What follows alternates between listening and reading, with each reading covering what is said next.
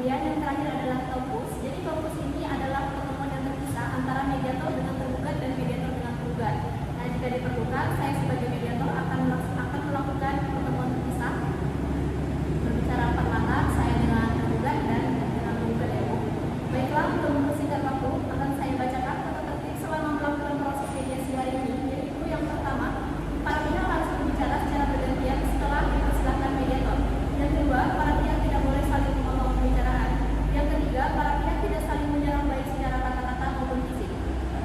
Yang keempat, para pihak diharapkan duduk tanpa ada yang disembunyikan. Yang kelima, tidak boleh menggunakan handphone. Dan yang terakhir, tidak merekam isi pembicaraan. Baiklah, apakah para pihak setuju dengan tata tertib yang sudah saya bacakan? Atau ada tambahan lain? Tidak ada, Bu. Baiklah, kita mulai proses mediasi pada siang hari ini. Bagaimana kalau kita mendengar terlebih dahulu dari pihak penggugat? Silakan Ibu. Baik, terima kasih Bu sudah memberikan saya kesempatan untuk menyampaikan permasalahan ini. Jadi, Ibu Sophia ini sampai saat ini masih terikat hutang piutang dengan saya, Bu. Padahal dalam surat perjanjian, Ibu Sophia ini sepakat untuk melunasi semua hutang piutang beserta bunganya pada tanggal 28 Januari 2025. Namun, sampai saat ini sudah jatuh tempo tergugat tidak mau melunasi hutangnya. Saya telah melakukan beberapa kali somasi kepada tergugat, namun sampai sekarang saya tidak mendapatkan kejelasan apa-apa dari Ibu Sophia. Baik, artinya Ibu Lila kecewa ya atas kejadian ini. Benar bisa Sangat kecewa. dan Ibu menginginkan agar pembayarannya cepat selesai dilakukan. Betul begitu Ibu? Iya betul Bu. Karena hutang Ibu Sophia ini terbilang cukup besar dan dalam surat perjanjian Ibu Sophia ini sepakat untuk segera melunasi hutang piutang beserta dengan bunganya.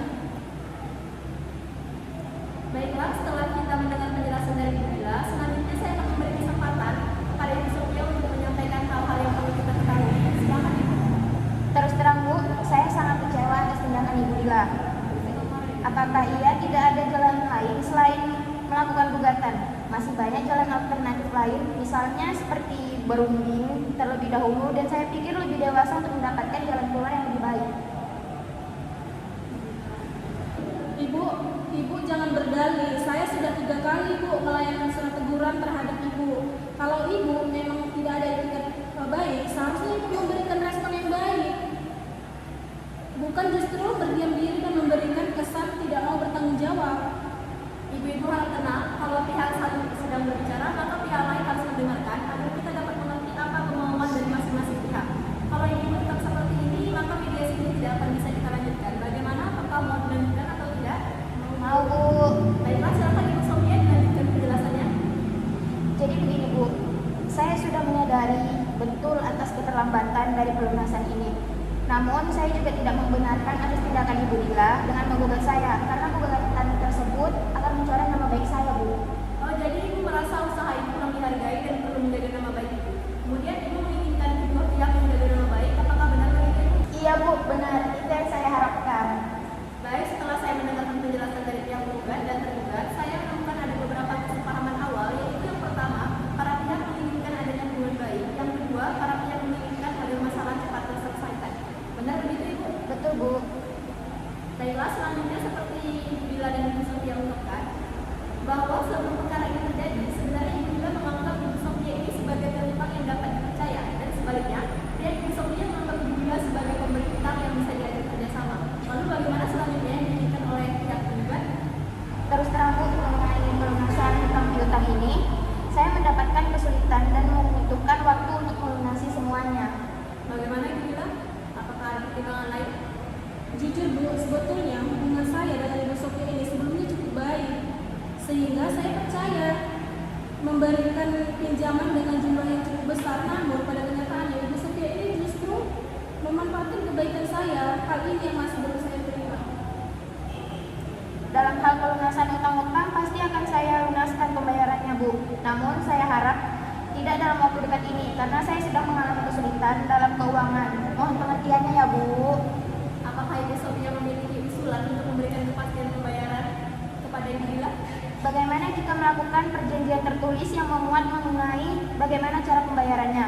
Lalu berapa jumlah yang harus saya bayar serta tenggang waktu yang dibutuhkan? Saya rasa itu sudah cukup, Bu. Ya, saya sangat setuju sekali mengenai apa yang kita tuangkan pada perjanjian tersebut. Bukan begitu Bu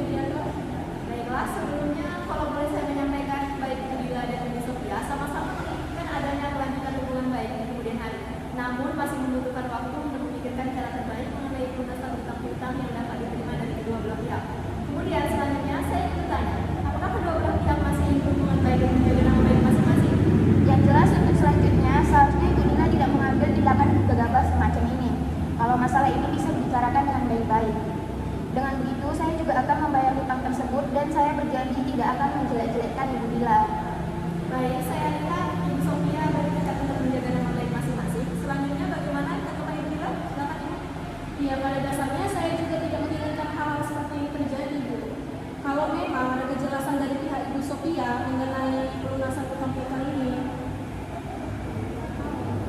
Baik, dari penjelasan para pihak, saya melihat Ibu Dila dan Ibu Sophia ini sepakat untuk tetap menjaga nama baik atau hubungan baik. Selanjutnya kita lanjut ke permasalahan kewajiban pelunasan hutang piutang. Bagaimana ada tanggapan dari pihak Ibu Sophia? Mengenai pelunasan hutang piutang ini, saya pasti akan segera melunasinya. Hanya saja, seperti yang sudah saya sampaikan sebelumnya, Bu, saya mohon kesabaran dari Ibu Dila karena saya meminta penundaan pembayaran sampai 3 bulan ke depan karena jujur, awal saya berhutang kepada Ibu Dila ini untuk keperluan penambahan modal usaha saya. Jadi untuk 3 bulan ke depan, usaha saya akan ada banyak perkembangan dan saya akan segera melunasinya pada saat itu juga. Bagaimana Ibu Dila? Dari pihak Ibu Sophia sudah memberikan kepastian soal pembayaran. Ada tanggapan, Bu? sebetulnya saya ingin pembayaran